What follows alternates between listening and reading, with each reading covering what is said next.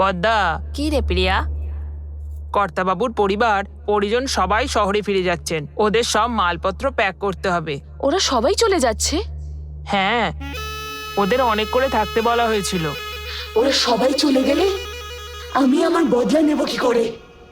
যাতে ওরা সবাই এখানে থাকে সেরকম একটা কিছু করতে হবে।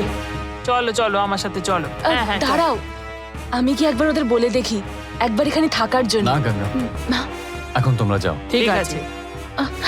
ওরা কত খুশি মনে এখানে এসেছিল, এরকম ভাবে ফিরে গেলে ভালো দেখায় না। আরে তাতে কি হয়েছে? ওরা সবাই তো আমাদের বিয়ের জন্যই এসেছিল, আর এখন তো বিয়ে হয়ে গেছে। তুমি কেন ওদের নিয়ে চিন্তা করছো? ওরা এরকম ভাবে বিয়ের দিন চলে গেলে সবাই আমাকে দোষ দেবে।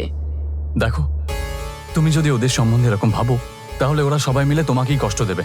ছাড়ো না এসব। আরে না, আমাকে গিয়ে ওদেরকে একবার আটকাতেই হবে। তুমি শুধু আমার কথায় রাজি হয়ে যাও। ঠিক আছে, তুমি আমার কথা শুনবে না আমি জানি। যা ইচ্ছে করো। এ বাড়ি ছেড়ে যদি কেউ বের হয় তার শুধু লাশ। ততক্ষণ আমি কাউকে ছাড়বো না, যেতে দেবো না। এ বাড়ি ছেড়ে যেতে দেবো না আমি।